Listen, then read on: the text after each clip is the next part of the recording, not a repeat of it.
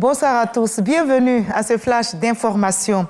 La Commission électorale indépendante vient d'annoncer par voie de communiqué la prorogation de la phase du contentieux de la liste électorale. Cette période de réception des réclamations démarrée le 1er juin dernier pour s'achever aujourd'hui est prorogée jusqu'au jeudi 15 juin prochain. L'intégralité du communiqué de la CEI est lue pour vous par Didier Nguessan.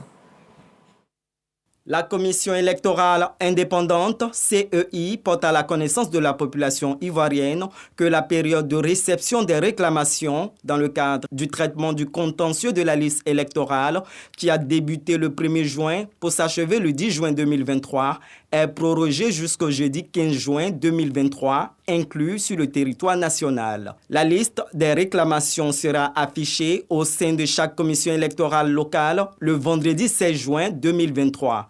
Par conséquent, les observations sur les réclamations seront reçues du samedi 17 au mercredi 21 juin 2023 inclus. Ces ajustements de délai opérés à la demande des acteurs politiques visent à prendre en compte et traiter les préoccupations de l'ensemble des parties prenantes au processus électoral. La Commission électorale indépendante compte sur le civisme de toutes et de tous pour la conduite à bonne fin de cette phase de mise à jour de la liste électorale. Et le Sénat était l'invité spécial de l'Académie internationale de lutte contre le terrorisme de Jacquesville. La délégation de la Chambre haute du Parlement était conduite par Jano Aossou-Kouadio, président du Sénat. Les sénateurs poursuivent ainsi leur mission de renforcement de contrôle de l'action gouvernementale, comme annoncé à l'ouverture de la session ordinaire 2023, à savoir effectuer des visites des grands chantiers de l'État et des infrastructures publiques pour toucher du doigt les progrès sociaux et économiques réalisés ces dernières années en vue du développement harmonieux de notre pays. Et la lutte contre le tabagisme porte ses fruits. La consommation du tabac est en baisse selon le directeur coordonnateur de la lutte contre le tabagisme. Il était l'invité du Centre d'information et de communication gouvernementale CICG à sa tribune Tout savoir sur. Et il a rappelé les actions du gouvernement qui ont permis d'enregistrer des résultats probants. Il a par ailleurs annoncé le renforcement de la lutte contre les autres formes de tabagisme, notamment la chicha. Au Sénégal, la marche annoncée aujourd'hui à Dakar, la capitale, par la plateforme des forces vives a été annulée.